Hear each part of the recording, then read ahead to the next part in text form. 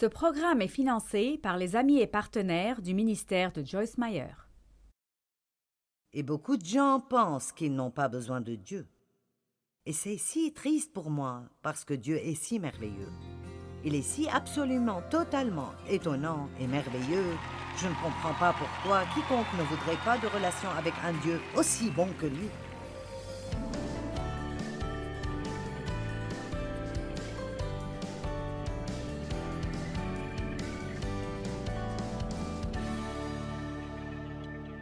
Père, nous te remercions pour la parole ce soir et nous allons l'écouter, la recevoir, l'aimer et avec ton aide, la garder. Au nom de Jésus. Ce soir, je parlerai de l'orgueil et de l'humilité. Maintenant, Andrew Murray a écrit un livre appelé Humilité. Et je le recommande. C'est un petit livre, mais il est très, très, très puissant. Je n'en ai pas écrit un parce qu'ils sont difficiles à vendre, alors je recommanderai juste le sien. Je veux que mes livres se vendent et... J'ai fait une série sur l'orgueil et l'humilité, mais elle n'a pas vraiment marché. Alors je lui ai donné un autre nom et nous en avons vendu un peu plus, mais c'est difficile. Les gens ne comprennent pas vraiment combien l'orgueil est dangereux et combien l'humilité est puissante. Je répète, nous ne comprenons pas vraiment combien un esprit fier est dangereux et combien l'humilité est puissante. Maintenant, voici juste deux choses qu'il a dites. L'orgueil, eh bien d'abord, il n'y a rien de plus dangereux que l'orgueil. Il est si naturel pour nous. Il est insidieux et pourtant, il nous est caché. Les gens qui ont un problème avec l'orgueil n'acceptent pas et n'admettent pas qu'ils ont un problème avec l'orgueil. C'est pourquoi il est difficile de vendre n'importe quoi avec le mot orgueil dessus, parce que les gens qui en ont besoin ne voudront pas que quelqu'un les voie le prendre de peur du qu'en dira-t-on. L'orgueil est responsable de tout manque d'amour, toute indifférence concernant les besoins des autres et leurs faiblesses. C'est la source de tous les jugements rapides et critiques. Toutes les manifestations de colère, toute susceptibilité, toute irritation, tout sentiment d'amertume et tout manque de pardon viennent d'un esprit d'orgueil. Maintenant, avant que je ne commence à vous parler de l'humilité, je veux clarifier que l'humilité n'est pas un signe de faiblesse et de lâcheté avec une supposée apparence d'humilité sur votre visage. Et je pense que ceci est juste agaçant pour Dieu. La place de l'humilité est dans votre cœur et votre pensée. Et si vous avez un cœur et une pensée humble, alors ça doit paraître d'une façon saine. Une personne humble ne s'élève pas plus haut qu'elle devrait l'être, mais elle ne se dénigre pas non plus. Elle ne pense pas vraiment tellement à elle-même. Elle sait qui elle est en Christ, et en lui, elle est audacieuse et courageuse. Dieu nous a appelés à être audacieux et à être courageux, mais cela ne veut pas dire que nous devons être odieux et piétiner les gens et faire du mal aux autres. Donc, la vraie humilité est d'être audacieux en Christ, et je veux prendre quelques minutes pour vous parler d'être plus audacieux et spécialement d'être plus audacieux dans la prière. Nous ne sommes rien en nous-mêmes, mais nous sommes tout en Christ. Je ne peux rien faire sans lui, mais je peux faire tout ce qu'il me demande de faire à travers lui. Allons maintenant. Je ne peux pas le faire sans lui, mais je peux faire tout ce que j'ai besoin de faire à travers lui. Puis-je vous dire que vous êtes plus fort que vous pensez l'être? Sortez les mots « je ne peux pas » de votre répertoire de mots que vous utilisez et n'allez pas dire « c'est trop dur, je ne peux pas ». Vous pouvez faire tout ce que vous devez faire dans cette vie si vous vous appuyez sur Christ et lui faites confiance pour vous aider. Amen. Vous pouvez être dans une situation très, très difficile avec un sourire sur votre visage et vous pouvez y être et être une bénédiction pour d'autres personnes alors que vous souffrez vous-même. Je dirai cela de nouveau. Parfois, nous pensons que si nous sommes dans une situation difficile, tout doit s'arrêter jusqu'à ce que notre problème soit résolu. Et cela n'est pas vrai. Alors que vous souffrez, Dieu peut vous utiliser pour aider quelqu'un d'autre. Et c'est comme ça que vous recevrez votre guérison. Vous pouvez être dans une situation très difficile, avec un sourire sur le visage et une bonne attitude, et alors que vous attendez votre percée, vous pouvez et vous devez être une bénédiction pour d'autres personnes. Que quelqu'un dise Amen. Dans Éphésiens 3:12, l'apôtre Paul a dit « Par la foi en lui, nous avons l'audace et le courage, la confiance et la liberté de nous approcher de Dieu sans aucune réserve, avec assurance et sans peur. » Maintenant, voici Paul qui dit « Je suis le plus grand de tous les pécheurs ». Mais l'apôtre Paul dit aussi « En Christ, sachant qui nous sommes en lui, nous pouvons avoir l'audace et l'accès au trône de Dieu pour aller devant le trône et demander à Dieu des choses radicales dans notre vie que nous ne méritons pas et que nous ne devrions pas avoir, mais nous pouvons les lui demander parce qu'il est bon. Peut-être que certains d'entre vous ne demandent pas assez. Je vais le dire à l'autre côté. Peut-être que certains d'entre vous ne demandent pas assez.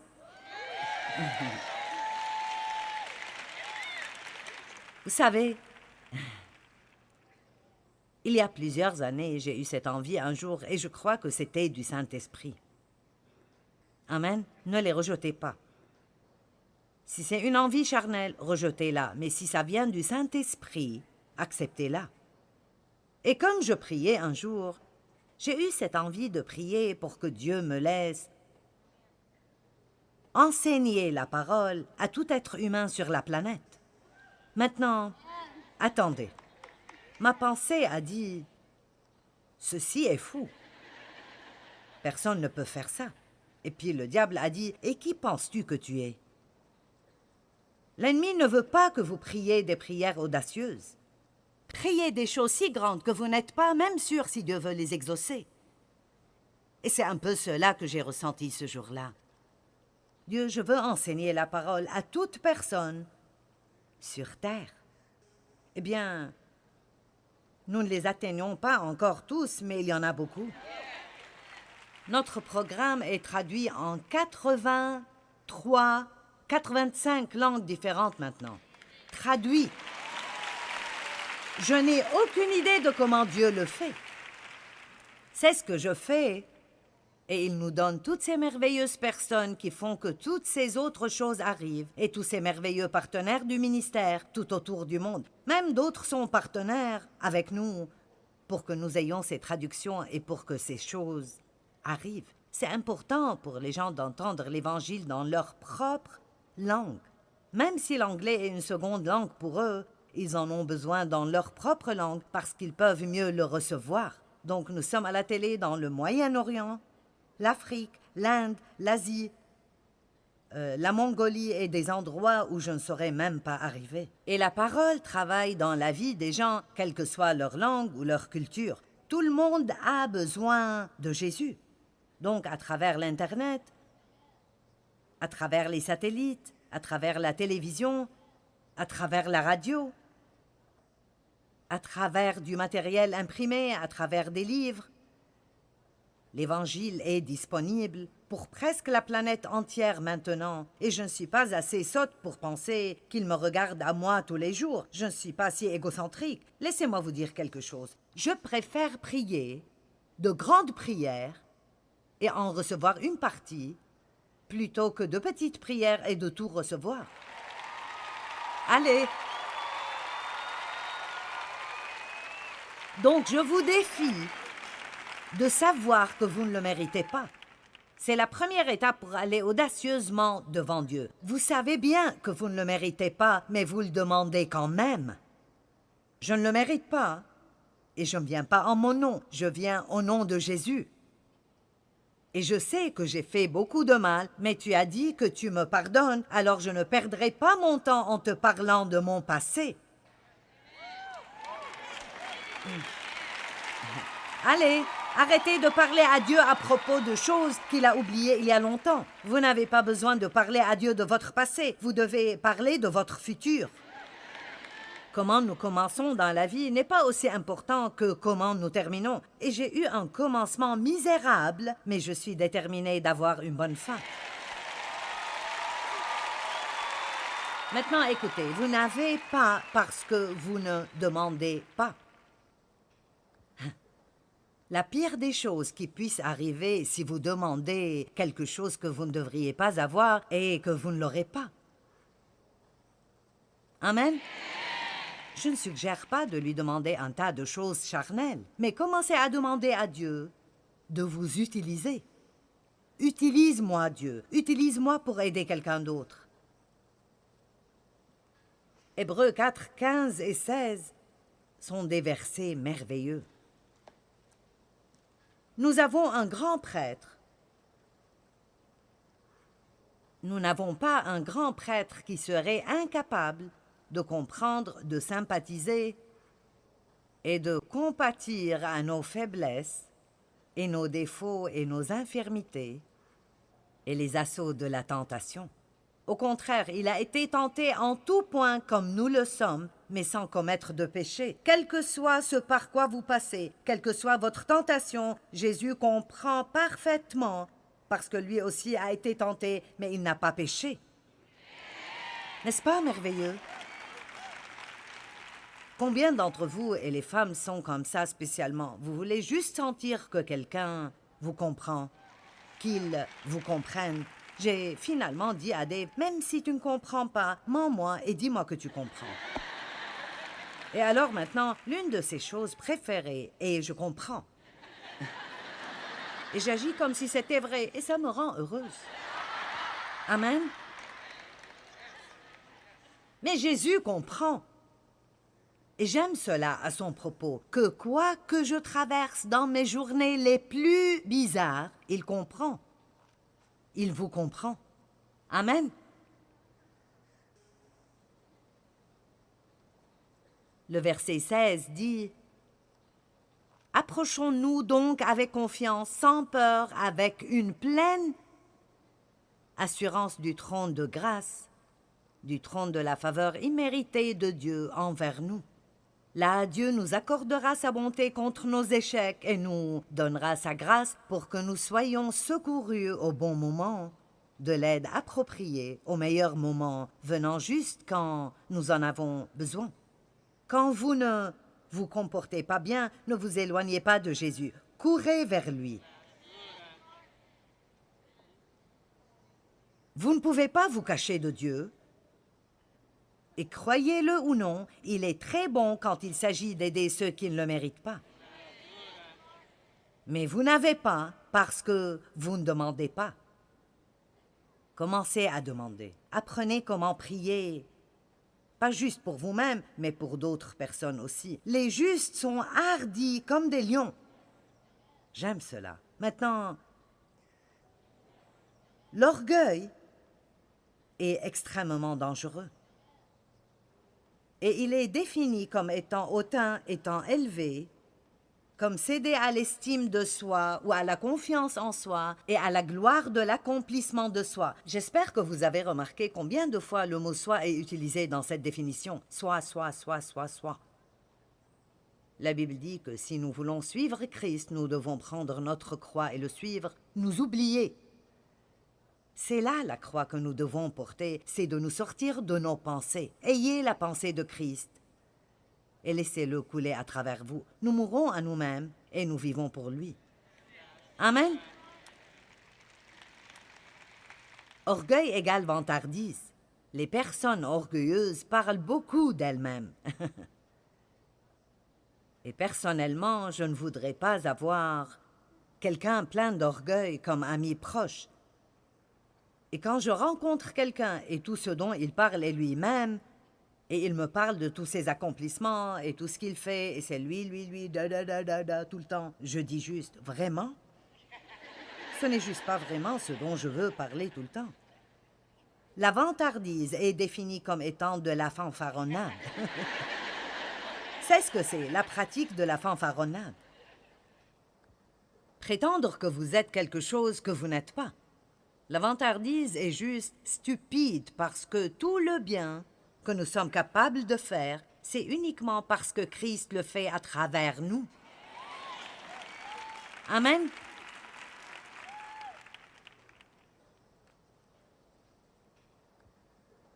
Prétendre être ce que vous n'êtes pas, c'est créer par l'élévation de soi, pensant que vous savez alors que vous ne savez pas. Ouh! Laissez-moi vous dire ce que je sais. Je sais, laissez-moi vous dire ce que je sais. Mais nous ne savons rien avant de savoir que nous ne savons pas. J'aime ce que l'apôtre Paul dit. Je suis déterminé de ne rien savoir d'autre que Christ et lui est ressuscité. Et Dieu veut que nous ayons le savoir, mais nous ne devons pas essayer de dire à tout le monde ce que nous savons. Pensez que nous sommes ce que nous ne sommes pas. D'autres mots familiers sont hautain, enflé et vaniteux. Nous pouvons simplement dire qu'une personne qui est fière, d'une mauvaise façon, est imbue d'elle-même. Maintenant, je suis fière de mes enfants. Et pour être honnête, je suis fière de tout ce qui a été accompli dans ce ministère. Mais je me ramène à l'esprit régulièrement que c'est certainement Dieu, et pas moi. Je ne suis pas assez stupide pour penser que je pourrais jamais, de n'importe quelle façon, réussir cela. Et je suis très reconnaissante que vous soyez venus aujourd'hui, et je crois que Dieu vous a amenés. Amen. Et je remercie Dieu à chaque fois qu'il y a des gens qui viennent, parce qu'il y a eu des jours où il n'y avait pas beaucoup.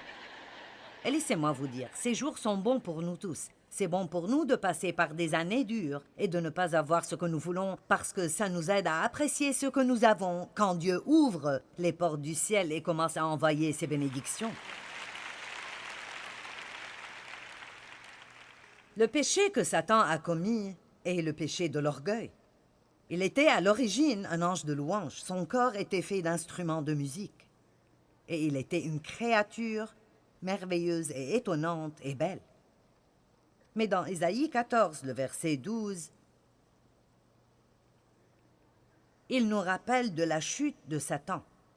« Te voilà tombé du ciel, astre brillant, fils de l'aurore.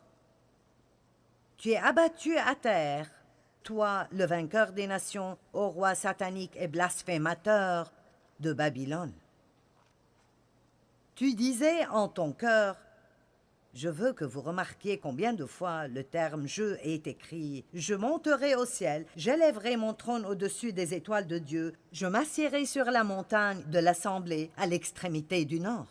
Je monterai sur le sommet des nues, je serai semblable au Très-Haut. » Ouh!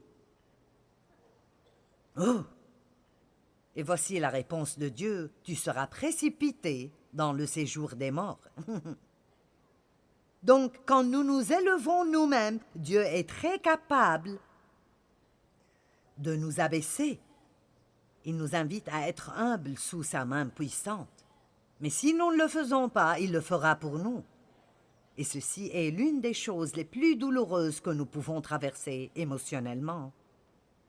C'est d'être si imbus de nous-mêmes et que Dieu doive nous montrer que nous ne sommes rien sans lui. Maintenant, notre société d'aujourd'hui est pleine de « je ferai ». Et beaucoup de gens pensent qu'ils n'ont pas besoin de Dieu. Et c'est si triste pour moi, parce que Dieu est si merveilleux. Il est si absolument, totalement étonnant et merveilleux. Je ne comprends pas pourquoi quiconque ne voudrait pas de relation avec un Dieu aussi bon que lui. Je veux dire, c'est vraiment... Je ne comprends juste pas. Je ne comprends pas. Parce que quand vous avez une relation avec Dieu, pas une religion, mais une relation avec Dieu, et je pense, pour être honnête, que les mauvaises expériences dans la religion sont en partie la raison pour laquelle tellement de gens refusent Dieu. Jésus n'est pas mort pour que vous ayez une religion ou pour que j'aie une religion. Ne soyez pas si fiers de je suis catholique ou luthérien, baptiste, méthodiste, pentecôtiste. S'il vous plaît, ne vous offensez pas, mais Dieu s'en moque. Amen.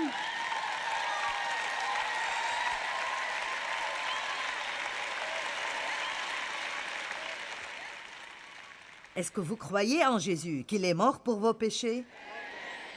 Qu'il est ressuscité d'entre les morts? Qu'il a payé pour vos péchés? Qu'à travers lui, vous pouvez avoir une nouvelle vie? Est-ce que vous croyez que Dieu est bon?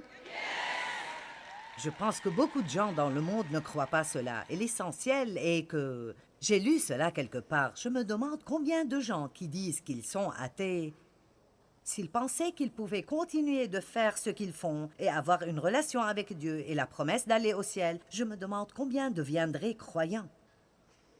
La raison pour laquelle les gens ne veulent pas avoir de relation avec Dieu est qu'ils veulent faire toutes ces choses qui ne sont pas bonnes d'après la parole. Mais ces choses les abattent et les détruisent. Nous devons prier pour les gens dans le monde aujourd'hui et pour qu'une grande récolte vienne et nous devons être des lumières brillantes. Donnez aux gens un exemple à désirer. Montrez-leur ce qu'une relation avec Jésus est vraiment.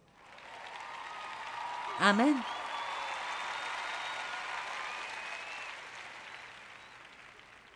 L'orgueil précède la destruction et un esprit hautain précède la chute. Maintenant, il y a une histoire merveilleuse dans le 4e chapitre de Daniel. Vous connaissez peut-être l'histoire. Je veux vous encourager à lire le chapitre entier plus tard. Vous pouvez en faire une étude biblique un jour. Mais je vous en lirai assez et vous parlerai de l'histoire pour que nous puissions apprendre la leçon que Dieu veut nous donner. Daniel 4, verset 1. Nabuchodonosor, le roi, à tous les peuples, aux nations, aux hommes de toute langue qui habitent sur toute la terre. Que la paix vous soit donnée avec abondance. Maintenant, je veux que vous écoutiez ce qu'il dit dans les 3 versets suivants. Il m'a semblé bon de faire connaître les signes et les prodiges que le Dieu suprême a opérés à mon égard. Que ces signes sont grands et que ces prodiges sont puissants. Son règne est un règne éternel et sa domination subsiste de génération en génération. Il parle de Dieu. Et moi, Nabuchodonosor, je vivais tranquille dans ma maison et je prospérais dans mon palais. Donc, tant qu'il avait la bonne attitude et donnait à Dieu toute la gloire pour toute bonne chose qui arrivait dans sa vie. Et nous devons exprimer cela régulièrement. Seigneur, je sais que je ne suis rien sans toi. J'apprécie tout ce que tu as fait pour moi et je ne le prends pas pour acquis. Maintenant, faites attention à ce que je vais dire. La plus grande façon dont nous pouvons montrer que nous apprécions vraiment, vraiment les bonnes choses que Dieu a faites pour nous est d'aller et d'être une bénédiction pour quelqu'un d'autre. Ne laissez pas votre gratitude être juste un tas de mots vains et vides, mais mettez-y de l'action. Dieu, tu es bon envers moi, sans raison, et je veux trouver quelqu'un qui ne mérite pas de bonté et être bon envers lui, juste pour lui montrer combien tu es bon. Si tout chrétien agit ainsi, ça ne prendra pas longtemps pour que nous amenions tout le monde à Dieu.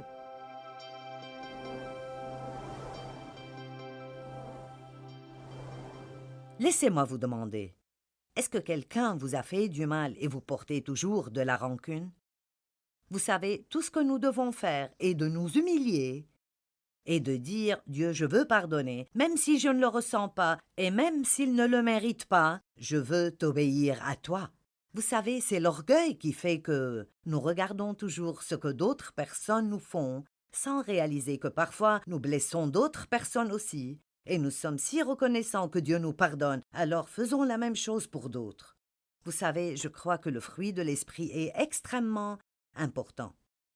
Quand le Saint-Esprit vient dans notre vie, il veut travailler en nous pour développer ce fruit dans nos vies, l'amour, la joie, la paix, la patience, la bonté, la bienveillance, etc.